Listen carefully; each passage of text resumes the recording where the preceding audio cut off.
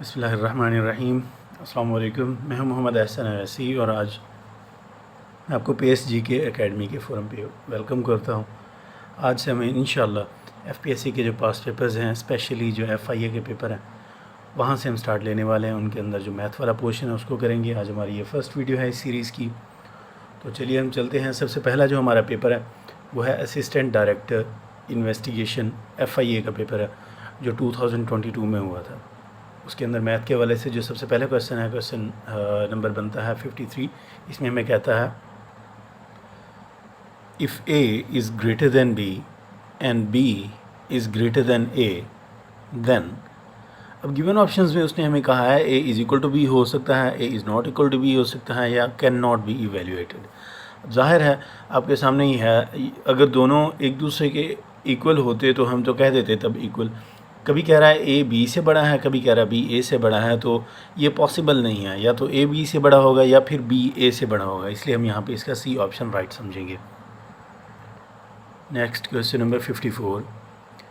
If Aamna is X years old then 5 times Aamna's age 3 years ago is। उसने हमें दो बातें की हैं। सबसे पहले उसने कहा है अभी आमना की एज है X years, X साल है उसकी उम्र। अब आगे वो कहता है 3 साल पहले आमना की एज जितनी थी, तो मैं X में से 3 माइनस कर देता हूँ, X माइनस 3 हो गया। वो कहता है उसका 5 गुना बताएं, तो X माइनस 3 है, इसको मैं ब्रैकेट में क्लोज करके 5 से मल्टीप्लाई कर दूंगा। 5 इंटू X माइनस 3, ये हमारा राइट आंसर है। नेक्स्ट क्वेश्चन वो कहता है mister A can do a particular work in 6 hours and Mr. B can do the same work in 12 hours. How much time it will take if they do the work together? दो लोग हैं A और B। A जो आदमी है वो काम को 6 घंटे में कंप्लीट कर लेता है, जो B है उसी काम को 12 घंटे में वो कंप्लीट करता है। वो कह रहा है दोनों अगर एक साथ काम करें तो कितना टाइम लग जाएगा। हम इसको इस तरह करेंगे कि A का 1 घंटे का काम हम निकाल लेते हैं ना। जो A है उसका 1 घंटे का काम कितना बनेगा, पूरा काम वो 6 घंटे में कंप्लीट करता है, तो 1 घंटे का काम बनेगा 1/6। 1 घंटे में वो पूरे काम का छठा हिस्सा कंप्लीट करेगा। बिल्कुल इसी तरह जो B है वो 1 घंटे में कितना काम कंप्लीट करेगा, पूरे काम को 12 घंटे में कंप्लीट करता है, 1 घंटे में वो करेगा पूरे काम का 12वां हिस्सा 1/12।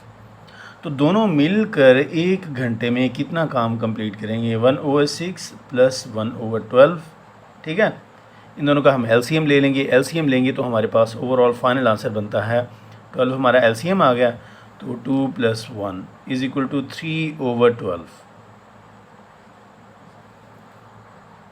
सिंप्लीफाई करें तो हम कह सकते हैं A और B जब मिलकर काम करते हैं तो 3 1 3 होता है, 3 4 12 होता है।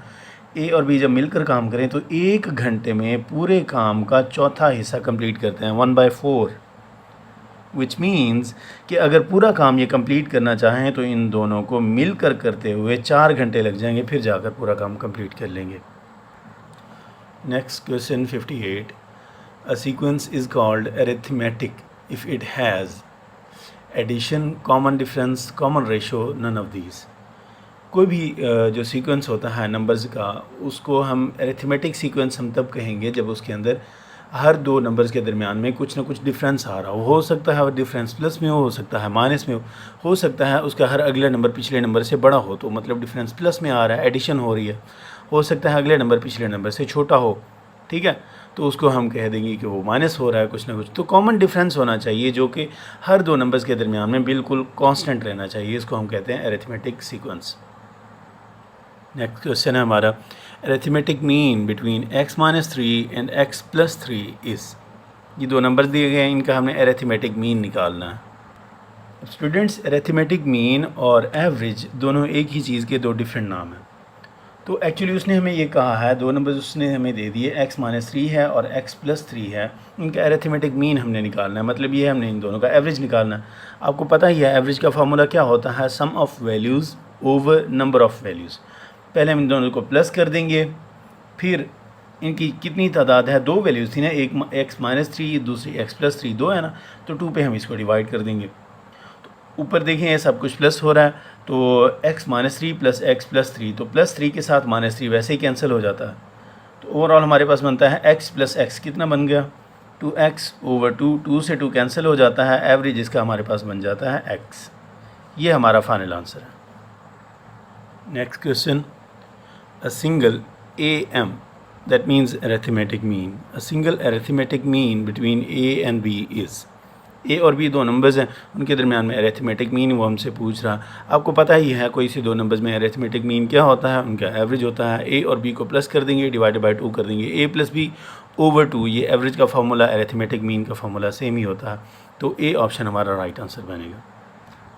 Next question, if AP that means arithmetic progression, मतलब कोई भी एक सीरीज़ है, उसके अंदर वो हमें सीरीज़ उसने दे दी है -15, -22, -29 up to so on, then 11th term is, वो हमसे इस सीरीज़ की 11th टर्म पूछ रहा है। इसी को हम सॉल्व करते हैं।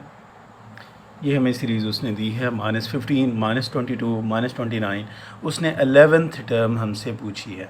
ओके, 11th टर्म उसने हमसे पूछी है। निकालना बहुत ही आसान है। एक तो हमारा अरिथमेटिक सीरीज़ का फार्मूला होता है nth टर्म निकालने का, हम उसको यूज़ किए बगैर भी यहाँ पे निकाल सकते हैं। किस तरह, ये हमारी फर्स्ट टर्म है, ये सेकंड टर्म है, ये थर्ड टर्म है, ऐसे आप चलते जाएं तो 11th टर्म हमने निकालनी है। निकालने का तरीका ये है, आप इन सब का डिफरेंस देख लें। देखिए इन दोनों का डिफरेंस कितना है, 7 का डिफरेंस है। 15 में 7 प्लस कर दें तो 22 आता है, 22 में 7 प्लस कर दें तो 29 आता है। माइनस के साइन को आप इग्नोर कर दें, आप ये देख लें कि हर एक नंबर में 7 प्लस कर दें तो नेक्स्ट नंबर आ जाता है। तो आपने इसके अंदर भी उसी तरह 3 टर्म्स ये हो गई हैं, टोटल 11 टर्म्स हमने बनानी है। 11वीं टर्म उसने हमसे पूछी है, तो तीन टर्म्स ये हो चुकी हैं। और आगे हमने और मज़ीद कितनी टर्म्स हमने निकालनी है, 8 बार हमने ये 7 प्लस करना है, तो हमारे पास आ जाएगी हमारी रिक्वायर्ड टर्म, यानी कि 11th टर्म। तो करना बिल्कुल मुश्किल नहीं है। हम क्या करते हैं कि 7 कितनी बार प्लस करना है, 8 बार 7 को प्लस करना है। बार बार प्लस करने के अमल को हम मल्टीप्लिकेशन कहते हैं। तो हम 7 को 8 से मल्टीप्लाई कर देंगे, क्या आता है आंसर, 56। तो सीधा हम 29 के अंदर यही 56 ही प्लस कर देते हैं। 7 बार 8 को प्लस करें, 8 बार इसी 7 को प्लस करें, या 7 8 ज़ार 56 बनता है, यही 56 ही डायरेक्ट प्लस कर दें। तो 29 में जब हम 56 प्लस करते हैं तो हमारा आंसर आता है 85। लेकिन ये याद रखना है कि हर एक टर्म के अंदर माइनस का साइन आ रहा है, तो ये 85 के साथ ही माइनस का साइन ही आएगा। -85 is our right answer. Next question, sum of 4 arithmetic means between 18 and 3 is, वो ये कह रहा है हमें कि 18 और 3 के दरमियान 4 बार अरिथमेटिक मीन आ गया है, तो उसका सबको प्लस करें तो क्या आंसर बनेगा। उसके कहने का मकसद ये है कि एक सीरीज़ है हमारे पास, जिसमें पहला नंबर हमारा 3 है, दरमियान में 4 नंबर आते हैं, फिर उसके बाद आता है 18।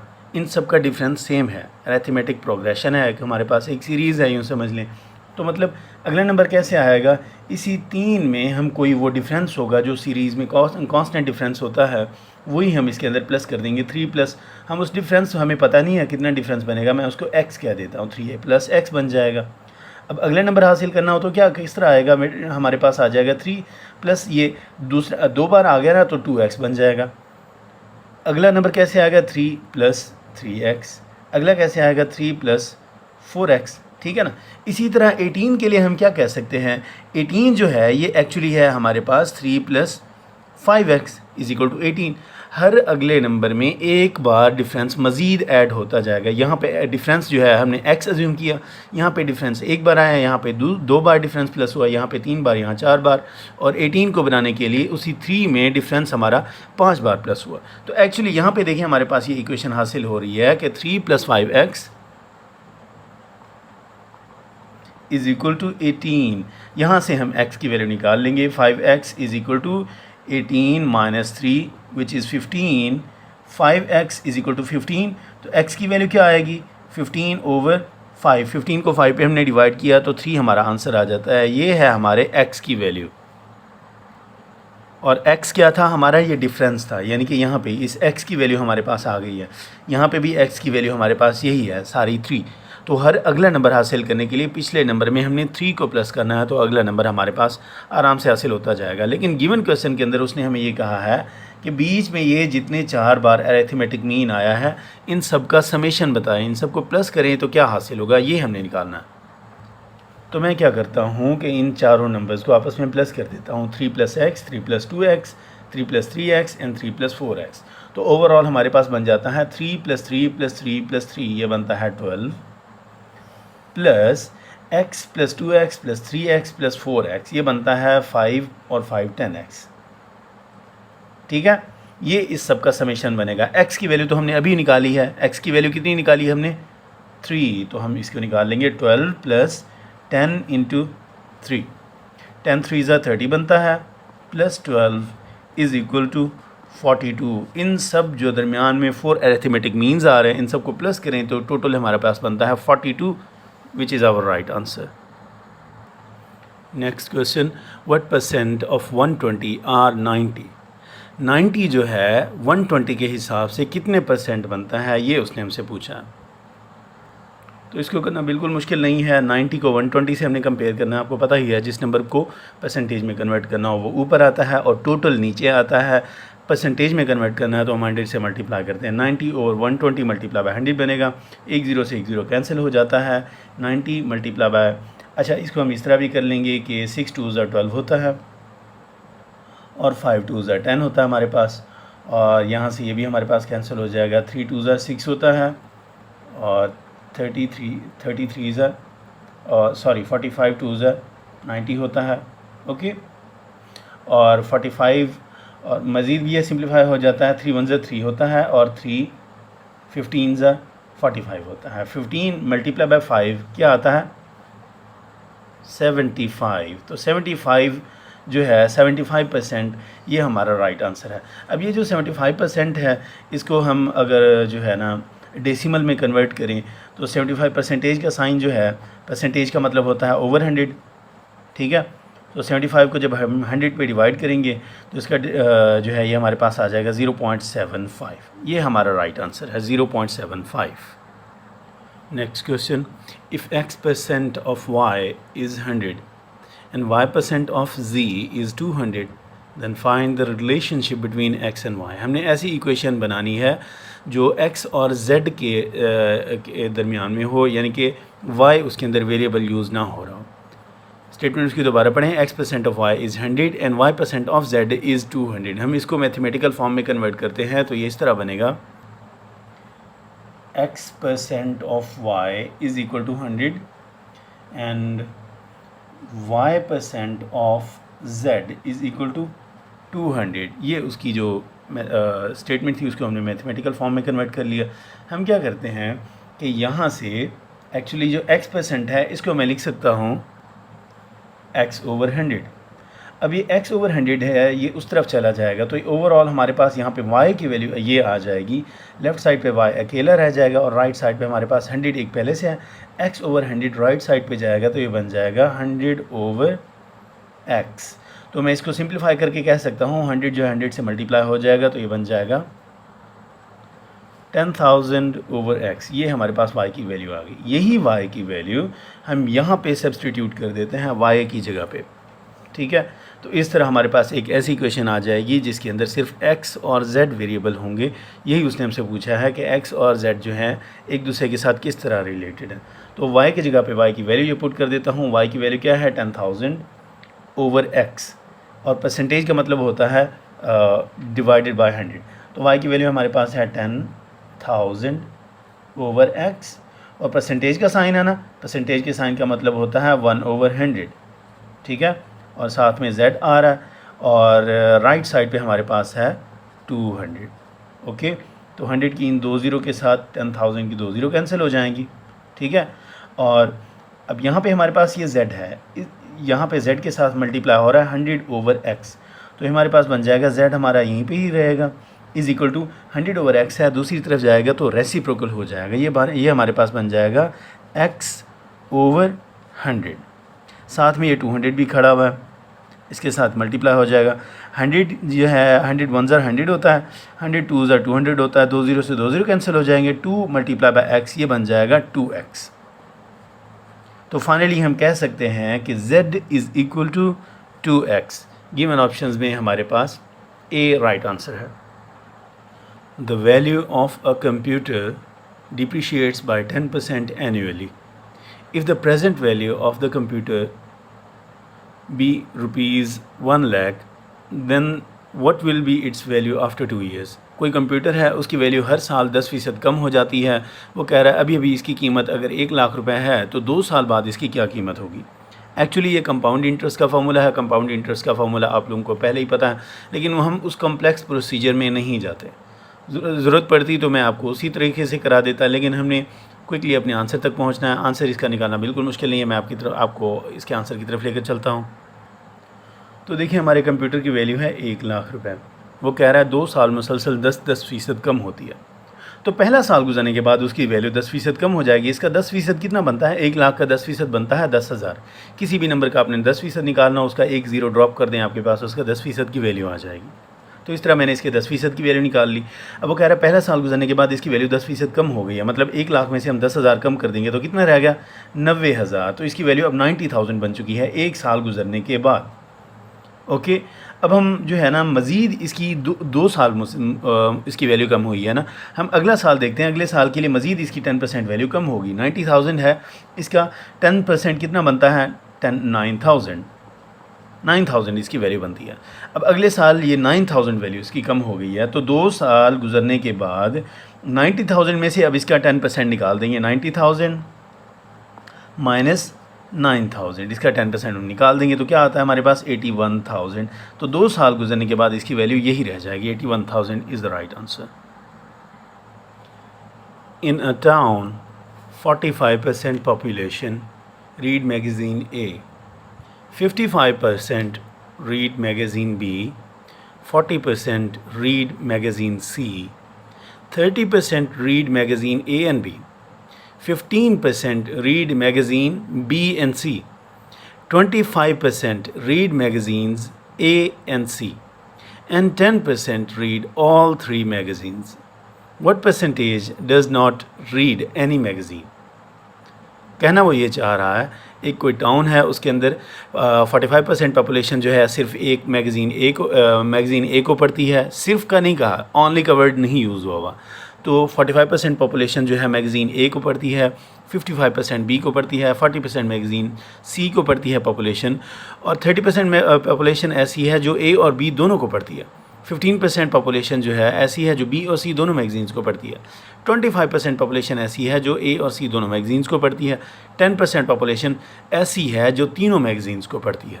ठीक है, तो हम इसको वेन डायग्राम के ज़रिए सॉल्व करेंगे तो हमारा फ़ौरन सॉल्व हो जाएगा। हम इसके सोल्यूशन की तरफ चलते हैं। ये मैंने इसकी रिप्रेजेंटेशन के लिए वेन डायग्राम बनाई है। ये समझें हमारे पास मैगज़ीन ए वाले लोग हैं, ये हो गया मैगज़ीन बी वाले लोग, और ये मैगज़ीन सी वाले लोग हैं। ठीक है, अब यहाँ पे देखिए हमने स्टार्ट कहाँ से करना है कि ऐसी जगह ये मैगज़ीन ए वाले लोग हैं, ऐसे कुछ लोग हैं जो बी के साथ भी कॉमन है, कुछ सी के साथ भी कॉमन है, कुछ ऐसे हैं जो तीनों के साथ कॉमन है। इसी तरह बी के भी देख लें, कुछ ए के साथ कॉमन है, कुछ सी के साथ कॉमन है, और कुछ तीनों के साथ कॉमन है। सी का भी इसी तरह ही है। अब यहाँ से हम स्टार्ट करते हैं कि जो 10% रीड ऑल द 3 मैगज़ीन, 10% लोग ऐसे हैं जो तीनों टाइप के मैगज़ीन्स को पढ़ते हैं। मैं यहाँ पे लिख देता हूँ ऐसा एरिया जो तीनों सेल्स के अंदर, जो तीनों सर्कल्स में कॉमन है। तो ऐसे कितने हैं? 10% लोग हैं ऐसे। तो मैं परसेंटेज का साइन नहीं लगा रहा, आप लोगों ने समझ ही जाना। ठीक है, तो 10% लोग ऐसे हैं जो तीनों मैगज़ीन्स को पढ़ते हैं। तो आगे हमने अब आउटवर्ड चलना है, ऐसी ऐसी जगह जहाँ पे जो ये वाली वो जगह सबसे पहले चूज़ की जो तीनों के अंदर कॉमन थी, वो है 10। अब हम जो दो के अंदर कॉमन है वो उसको हम देखेंगे। वो कह रहा है कि ए और बी दोनों के अंदर कौन सा कॉमन एरिया है? ये वाला कॉमन एरिया है। इसके 30% लोग ऐसे हैं जो ए और बी दोनों मैगज़ीन्स को पढ़ते हैं। तो 30 में से 10% तो हमने लिख लिया, बाकी कितने रह गए? 20% लोग। तो 20% लोग आ जाएंगे यहाँ पे। टोटल ये बन गया 30% लोग जो ए और बी दोनों मैगज़ीन्स को पढ़ते हैं। बिल्कुल इसी तरह अकॉर्डिंग टू स्टेटमेंट वो हमें ये कहता है कि 15% लोग ऐसे हैं जो बी और सी दोनों मैगज़ीन्स को पढ़ते हैं। तो 10% तो हमने लिख लिया है। देखें बी और सी इन दोनों का कॉमन एरिया कौन सा है? ये वाला है। ठीक है, तो इस एरिया के अंदर हमने देखें 10% तो ऑलरेडी लिख लिया, तो बाकी रह गया 5%। तो 5 मैं यहाँ पे लिख दूँगा। तो 5% और ये 10%, टोटल 15% लोग ऐसे हैं जो बी और सी दोनों मैगज़ीन्स को पढ़ते हैं। बिल्कुल इसी तरह ए और सी दोनों मैगज़ीन्स को पढ़ने वाले लोग कितने हैं? अकॉर्डिंग टू स्टेटमेंट 25% लोग ऐसे हैं जो ए और सी दोनों मैगज़ीन्स को पढ़ते हैं। 25% में से 10% तो हम ऑलरेडी मेंशन कर चुके हैं, ए और सी के कॉमन एरिया में 10% हम ऑलरेडी मेंशन कर चुके हैं, तो 15% यहाँ पे आ जाएगा। तो टोटल ये इस तरह 25% ये वाले भी बन जाते हैं। ओके, तो अब ओवरऑल अगर हम देख लें, अब हम चलते हैं बाहर वाले सर्कल की तरफ। सबसे पहले हमने वो वाला सर्कल, वो वाला पार्ट फिल किया जो तीनों में कॉमन आ रहा है। उसके बाद हमने वो वाला पार्ट फिल किया जो दो में कॉमन आ रहा है। अब हम सबका इंडिविजुअल पार्ट देख लेंगे। अकॉर्डिंग टू स्टेटमेंट वो कहता है एक मैगज़ीन को पढ़ने वाले जो लोग हैं वो हैं टोटल 45%। अब हम देख लेते हैं 20% प्लस 10% प्लस 15% 45% ये ऑलरेडी हो जाता है। तो मतलब यहाँ पे हम 0% लिख देंगे। इसका मतलब ये है कि अकेला ए मैगज़ीन को पढ़ने वाला कोई नहीं है। या तो कुछ लोग हैं जो ए और बी दोनों को पढ़ते हैं, कुछ लोग ऐसे हैं ए बी और सी तीनों मैगज़ीन पढ़ते हैं, कुछ लोग ऐसे हैं जो ए और सी दोनों मैगज़ीन्स को पढ़ते हैं। कोई भी ऐसी फैमिली नहीं है जो सिर्फ अकेला ए मैगज़ीन को पढ़ती हो। बिल्कुल इसी तरह अब हम चलते हैं बी की तरफ। बी को पढ़ने वाले टोटल लोग थे 55%। 55% में से अब हम देख लेते हैं हमने कितने ऑलरेडी काउंट कर लिए। 20% प्लस 10% प्लस 5%, 20 और 10 30 होता है, प्लस 5 35%। टोटल 55% में से 35% लोगों को हम ऑलरेडी काउंट कर चुके हैं। तो बाकी कितना रहता है? 20%। तो 20% लोग ऐसे हैं जो सिर्फ और सिर्फ अकेला बी मैगज़ीन को पढ़ते हैं, इसके अलावा और कोई भी नहीं पढ़ते हैं। ओके, इसी तरह हम सी की तरफ चलते हैं। सी के लिए उसने हमें ऑलरेडी क्वेश्चन की स्टेटमेंट में कहा था कि 40% लोग ऐसे हैं जो सी मैगज़ीन को पढ़ते हैं। इन 40% में से हम सी सर्कल के अंदर देखें और कितना आ रहा है? 15% प्लस 10% प्लस 5%। 15 और 5 20 और 10 30% लोग हम ऑलरेडी काउंट कर चुके हैं। 40% लोग हम अब हमारे यहाँ पे आ जाएंगे। 40 में से 30% निकाल दें तो हमारे 10% रह जाते हैं। तो 10% लोग ऐसे हैं जो अकेला सी मैगज़ीन पढ़ते हैं। तो अब हमारी इवेंट डायग्राम कंप्लीट हो चुकी है। तो हम ओवरऑल इसको कह सकते हैं कि 20% लोग ऐसे हैं जो ए और बी दोनों को पढ़ते हैं, ठीक है, और 20% ऐसे हैं जो सिर्फ अकेला बी पढ़ते हैं। 5% ऐसे हैं जो बी और सी दोनों को पढ़ते हैं। 10% ऐसे हैं जो अकेला सी पढ़ते हैं। 15% ऐसे हैं जो ए और सी दोनों मैगज़ीन्स को पढ़ते हैं। 0% ऐसे हैं जो अकेला ए पढ़ते हैं। और 10% ऐसे हैं जो ए बी और सी तीनों मैगज़ीन्स को पढ़ते हैं। ओके, आई होप कि आप लोगों को समझ में आ गया होगा। अब हमने वो सारे के सारे लोग यहाँ पे मेंशन कर दिए जो मैगज़ीन को पढ़ते हैं। तो टोटल देख लेते हैं कितनी परसेंट आबादी है जो मैगज़ीन्स को पढ़ती है। 20% प्लस 20% कितना बन गया? 40% प्लस 10 50 प्लस 5 55 प्लस 15 ये बनता है हमारे पास 70 प्लस 10 80%। तो हम कह सकते हैं 80% लोग ऐसे हैं जो कुछ ना कुछ कोई ना कोई मैगज़ीन पढ़ते हैं। लेकिन स्टेटमेंट के अंदर उसने हमसे पूछा है कि कितने लोग ऐसे हैं जो कोई भी मैगज़ीन नहीं पढ़ते। तो 100% में से ये 80% अगर हम निकाल दें तो 20% लोग हमारा राइट आंसर है कि 20% लोग ऐसे हैं जो कोई भी मैगज़ीन नहीं पढ़ते। यही हमारा राइट आंसर है। The tank full petrol in Harun's motorcycle lasts for 10 days. If he starts using 25% more every day, how many days will the tank full petrol last? वो कहना ये चाह रहा है कि एक टैंक है, पेट्रोल का एक टैंक है हारून की मोटरसाइकिल में। वो कहता है 10 दिन तक उसकी वो टैंकी फुल करा ले तो 10 दिन तक चल जाती है। अगर उसकी कंजम्पशन, अगर उसका इस्तेमाल जो है 25% ज़्यादा हो जाए, 25% बढ़ जाए अगर उसका इस्तेमाल, तो अब बताएं कि वो उसका जो टैंक है वो कितने दिन चल जाएगा, ये हमने निकालना है। तो सोल्यूशन की तरफ चलते हैं। इसके अंदर वो हमें कह रहा है कि अगर वो 100% भरा हुआ हो, अगर उसकी कंजम्पशन जो है, दो वेरिएबल्स हमारे पास बनते हैं, एक डेज़ और एक कंजम्पशन का। अगर उसकी कंजम्पशन 100% हो तो वो 10 दिन तक पेट्रोल चल जाता है। अब वो कह रहा है कि उसकी कंजम्पशन 25% बढ़ गई है, तो अब उसकी ओवरऑल कंजम्पशन हो चुकी है 125%। कंजम्पशन उसकी 25% बढ़ गई, पहले 100% थी, मज़ीद 25% जब बढ़ी तो 125% उसकी कंजम्पशन होगी। तो वो कह रहा है कितने दिन चलेगा, तो हमारे पास नंबर ऑफ़ डेज़ पता नहीं है तो हमने x लिख दिया। अब हमने ये देखना है कि जो अननोन, जो वेरिएबल वाली वैल्यू होती है उसका एरो हमेशा अपवर्ड जाता है। You already know this. जो दूसरी वैल्यू है उसको हम देख लेते हैं, उसका एरो अपवर्ड जाएगा या डाउनवर्ड जाएगा।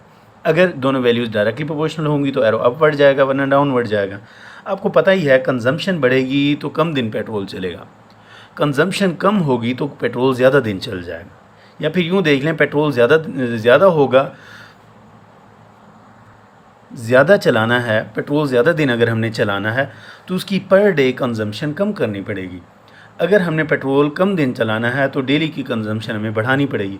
यहाँ से हमें क्लियरली अंदाज़ा हो जाता है कि नंबर ऑफ़ डेज़ और कंजम्पशन इन दोनों के दरमियान में इन्वर्स रिलेशन है। ये दोनों वैल्यूज़ इन्वर्सली प्रोपोर्शनल है, तो नंबर ऑफ़ डेज़ का एरो अपवर्ड जा रहा है तो कंजम्पशन का एरो डाउनवर्ड आ जाएगा। एरोज़ के मुताबिक हम इसकी फ्रैक्शन बना देते हैं। x से 10 की तरफ है, मैं इसको लिख दूंगा x/10 इज़ इक्वल टू 100 से 125 की तरफ है, तो 100% ओवर 125%। ठीक है, परसेंटेज से परसेंटेज का साइन कैंसिल हो जाएगा तो मैं वैसे ही नहीं लिखता। ओके, तो ओवरऑल हम इसको कह सकते हैं ये दोनों 25 पे डिवाइड हो जाते हैं। 25 4 100 होता है, 25 5 125 होता है, तो मैं ये बन गया ओवरऑल हमारे पास 4/5 इज़ इक्वल टू x/10। 10 इस तरफ डिवाइड हो रहा है, इस तरफ आएगा तो मल्टीप्लाई हो जाएगा। 4/5 मल्टीप्लाई बाय 10, 5 1 5 होता है, 5 2 10 होता है। 2 को 4 से मल्टीप्लाई किया तो 8 हमारे पास आ जाता है। ये हमारा फाइनल आंसर है कि अगर उसकी कंजम्पशन 100% थी तो 10 दिन तक पेट्रोल चल जाता था। अगर इसकी कंजम्पशन जो है हमने 25% बढ़ा दी है तो अब जो हमारा वो टैंकी फुल वो कराएगा हारून, 8 दिन तक चल जाएगी। The ratio equivalent to 3:7 is 3:7 हमें दी गई है। वो कह रहा है इसके जैसी और कौन सी रेशो बनेगी। गिवन रेशो हमारे पास ये है, ओके, और हमारे पास ऑप्शंस भी हैं, ये 3 ऑप्शंस 3:10, 3:9, 6:10 और 9:21। अब इस रेशो को हम इनमें से किस में कन्वर्ट कर सकते हैं। हम पहला नंबर ज़ाहिर है पहले नंबर से करस्पॉन्ड करता है, second number is corresponding to second number. इनमें से किसी एक को आप चुन लें, लेफ़्ट साइड वाले को देख लें या राइट साइड वाले को देख लें। मैं लेफ़्ट साइड वाले को देख लेता हूँ। इस 3 को 3 के जैसा बनाना है तो ज़ाहिर है 7 जो है 9 के जैसा बन जाएगा। मतलब 3 तो चेंज नहीं होगा तो फिर 7 भी चेंज नहीं होना चाहिए। 3:7 जो है 3:7 ही रहेगा, अचानक से 3:9 नहीं बन सकता। तो ये वाला ऑप्शन तो हमारा कैंसिल हो गया, एलिमिनेट हो गया। ये 3:7 जो है, अगर 3 को मैंने 6 बनाना है मतलब 2 से मल्टीप्लाई करना पड़ेगा ना, ठीक है। तो ये वाला 3 जब 2 से मल्टीप्लाई होगा, ये वाला 7 भी 2 से ही मल्टीप्लाई होगा, तो दोनों 2 से मल्टीप्लाई हो गए। 2 से मल्टीप्लाई करें तो 3 2 6 बनता है, रेशो 7 2 बन जाएगा 14। अगर 3 को मैं 6 बनाऊंगा तो 7 जो है 14 बन जाएगा, 10 नहीं बनेगा। तो 6:10 भी हमारा गलत ऑप्शन है। बिल्कुल इसी तरह अगर हम 9:21 में कन्वर्ट करना चाहते हैं, 3 को 9 में कन्वर्ट करना चाहें तो किस तरह करेंगे, मल्टीप्लाई बाय 3 कर देंगे। 3 3 9 बनता है, तो 3 को जब 3 से मल्टीप्लाई करेंगे, 7 को भी 3 से मल्टीप्लाई करेंगे, 3 3 9 बनता है। रेशो 7 को भी 3 से ही हम मल्टीप्लाई करेंगे, 7 3 क्या बनता है हमारे पास 21। तो ये बिल्कुल यही चीज़ है, तो इसीलिए 9:21 ये हमारा राइट आंसर है। तो स्टूडेंट्स, आप लोगों की FIA के पेपर्स की तैयारी के लिए हमने ये वाला सेशन स्टार्ट किया है। अगर आप लोग वाकई में इंटरेस्टेड हैं तो वीडियो को ज़्यादा से ज़्यादा शेयर करें और अपना फ़ीडबैक देना बिल्कुल नहीं भूलना आप लोगों ने। ऐसा है कि FPSC की जो पास पेपर्स की बुक है इम्तियाज़ शाहिद की एडवांस पब्लिशर्स की, उसके अंदर काफ़ी सारे क्वेश्चंस जो होते हैं FPSC के, उनके अंदर मिस्टेक्स होती हैं। तो जिन क्वेश्चंस के अंदर मिस्टेक होती है, रॉन्ग स्टेटमेंट होती है, वो तो मैंने नहीं करवाने आप लोगों को, क्योंकि उसकी एक्चुअल स्टेटमेंट मुझे ख़ुद को भी नहीं पता। तो ऐसे क्वेश्चंस हम स्किप कर देंगे। इस पेपर के अंदर भी 2 क्वेश्चंस ऐसे थे जो मैंने स्किप कर दिए हैं। इसके अलावा जिनकी राइट स्टेटमेंट है, कोई मिस्टेक नहीं है स्टेटमेंट में, टाइपिंग एरर वगैरह ऐसा कुछ भी नहीं है, वो मैं आपको कराता जाऊँगा। आप लोगों ने फ़ीडबैक देना नहीं भूलना और ज़्यादा से ज़्यादा वीडियोज़ को शेयर करें, हमारे चैनल को सब्सक्राइब करें एंड अल्लाह हाफ़िज़।